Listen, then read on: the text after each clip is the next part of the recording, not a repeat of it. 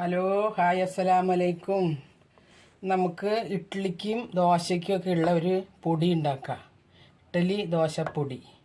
അപ്പോൾ അതിന് ഒരു ഗ്ലാസ് അരി എടുത്തിട്ടുണ്ട്, കുറുവ അരിയാണിത്, ഒരു ഗ്ലാസ്. പിന്നെ ഒരു സ്പൂൺ കുരുമുളക്, ഇത് ഒരു വലിയ സ്പൂണ് ഉഴുന്ന് പരിപ്പ്, പിന്നെ 4 മുളക്, പിന്നെ ഒരു ചെറിയ സ്പൂൺ ജീരകം. ഇനി വേണ്ടത് ഉപ്പ്. അപ്പോൾ നമുക്ക് അരിയൊക്കെ വറുത്തിട്ട് ഇത് പൊടിക്കാം. ചട്ടി ചൂടായിട്ടുണ്ട്, നമുക്ക് അരി ഇട്ട് കൊടുക്കാം. 2 പ്രാവശ്യമായിട്ട് ഇടാം, അല്ലെങ്കിൽ ഒപ്പാവില്ല.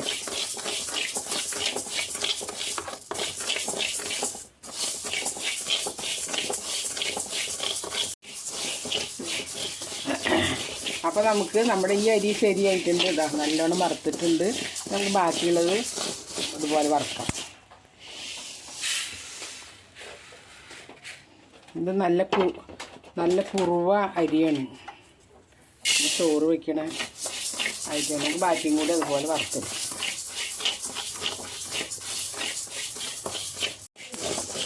അപ്പോൾ നമ്മുടെ അരിയൊക്കെ വറുത്ത് കഴിഞ്ഞു. നമുക്കിനി ഇത് കൊട്ടാം.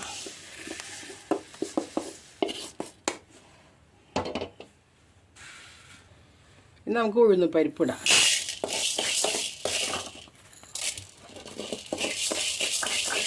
ഓരോന്നിട്ട് വറുത്തെടുക്കാം. മൂപ്പ് ഓരോന്നിനും ഓരോ.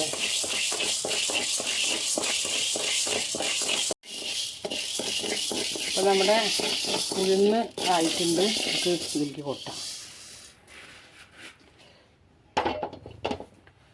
നമുക്ക് കുരുമുളക് ഇടാം.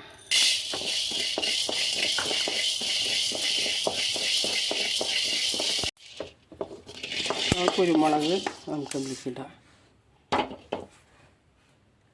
ഇനി ജീരകം,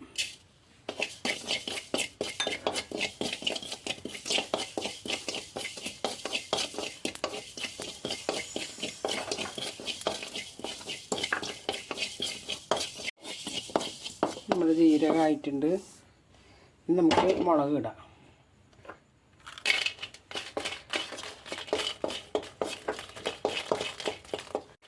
കായം ഇടണില്ല, കായം വേണമെങ്കിൽ ഇട്ടാൽ മതി. കായ ഇടണില്ല, കായില്ലാണ്ട് പൊടിക്കാം നമുക്ക്. അപ്പം നമ്മുടെ മുളകും മൊരിഞ്ഞിട്ടുണ്ട്. അപ്പോൾ നമുക്കതെല്ലാം കൂടിയിട്ട് ഒന്ന് ഇളക്കി വയ്ക്കാം. ചൂടാറിയിട്ട് നമുക്ക് പൊടിക്കാം. ഇതിൽ ഉപ്പ് കൂട്ടിയിട്ട് വേണം പൊടിക്കാനായിട്ട്, ആറിയിട്ട് നമുക്ക് പൊടിക്കാം. നമുക്ക് ഇതിലേക്ക് കുറച്ച് ഉപ്പിടാം. ഇതൊക്കെ ചൂടൊക്കെ ആറി റെഡി ആയിട്ടുണ്ട്. നമുക്ക് ഉപ്പിട്ടിട്ട് പൊടിക്കുക.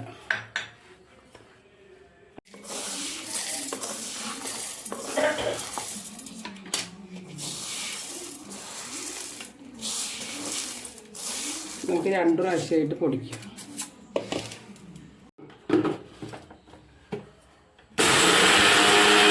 പൊടിഞ്ഞു, നമുക്ക് ഇതിലേക്ക് കൊട്ടാം. അപ്പോൾ നമുക്ക് ബാക്കിയുള്ളതും കൂടി ഇതുപോലെ പൊടിക്കാം.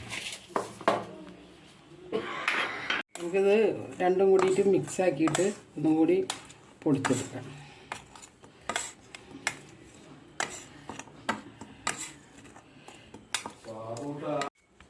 അപ്പം നമ്മുടെ പൊടി, ഇഡ്ഡലി ദോശപ്പൊടി ഇതാ റെഡി ആയിട്ടുണ്ട്.